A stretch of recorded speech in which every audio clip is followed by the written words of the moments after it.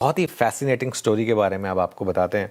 और ये story fascinating इसलिए भी है क्योंकि हमको भी ज़्यादातर मतलब आजकल तो बहुत ज़्यादा छोटे शहरों में बहुत लोग देख रहे हैं, ठीक है ना। और कंजम्पशन के मामले में भी कई शहर हैं जो कई एकदम नई ताकत बनकर उभर रहे हैं। अब तक हम क्या बात करते हैं, दिल्ली, मुंबई, बेंगलुरु, ये सब सिटीज़, लेकिन इन सबसे ज़्यादा खर्च अब कर रहे हैं इनसे छोटे शहर वाले लोग।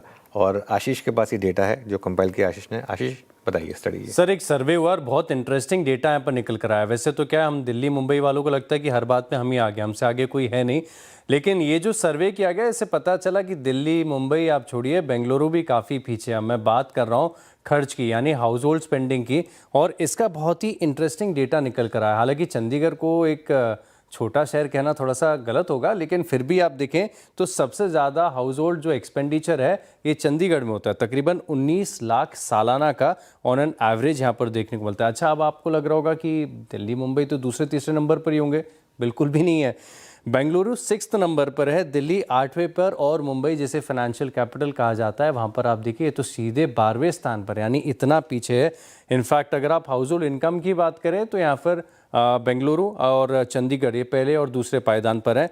लेकिन एक इंटरेस्टिंग ऑब्जर्वेशन इसमें यह है कि जितनी हाउस होल्ड एक्सपेंडिचर दिल्ली में होती है उतनी सिमिलर आपकी वो वडोदरा में भी देखने को मिलती है। अब इस डेटा को मैं थोड़ा सा और बारीकी से आपको बता देता हूं। जैसे मिसाल के तौर पर अगर आप देखें तो सबसे पहले हाउस होल्ड इनकम की बात कर लेते हैं। यहाँ पर टॉप 5 शहर, हालांकि लिस्ट मेरे पास बहुत लंबी है, ये आइस 360 की तरफ से जो सर्वे किया गया है इसमें पूरी लिस्ट निकाली गई है।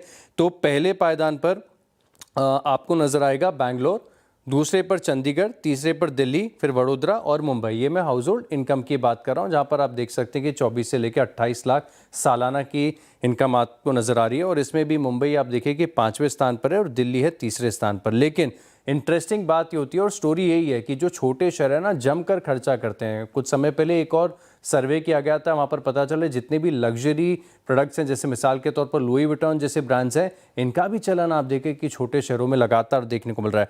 अब जैसे कि चंडीगढ़ का तो डेटा हमने देख ही लिया है कि 19 लाख है, लेकिन तिरुवनंतपुरम 17.5 लाख है, वडोदरा 17,30,000 है, त्रिपुर है, सूरत है, बेंगलुरु, पुणे, दिल्ली, अमृतसर, अहमदाबाद। ये आप देखिए कि लिस्ट कितनी लंबी है और जो बड़े शहर हैं कितना पीछे नज़र आ रहे हैं। अच्छा, इस डेटा में एक और ख़ास बात निकल कर ये आई है कि जो मिडिल क्लास की संख्या है ये भारत में अब थोड़ी सी और बढ़ गई। अगर हाउस होल्ड इनकम के लिहाज से देखें, वैसे ये डेटा अपने आप में कुछ समझ में नहीं है कि साल में अगर 36 लाख तक की कमाई है तो भी आप मिडिल क्लास ही हैं।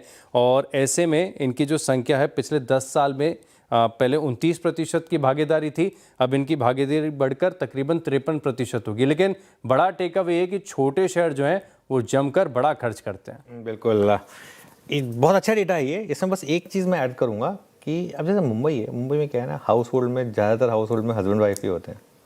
बाकी तो मतलब वो फैमिलीज काफ़ी हाउस होल्ड काफ़ी छोटे होते हैं ना।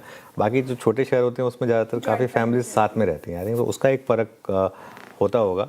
बट एनीवे, इनफैक्ट मुझे लगता है मुंबई में इतनी महंगाई है, लोग खर्च कम करते होंगे। छोटे शहरों में तो मुझे लगता है कि क्योंकि मेरी बहन सर सूरत में रहती है तो शी इज़ लाइक कि वहाँ बहुत ही दिल खोल के लोग खर्च करते हैं, इनकम बचती है यहाँ पे, मुझे लगता है सूरत में। एक्चुअली अगर रेंट जोड़ लें तो फिर मुंबई सबसे आगे आ जाएगा फिर तो खर्चे में। खैर एनीवे आशीष, शुक्रिया इस फैसिनेटिंग स्टडी के लिए। चलिए अब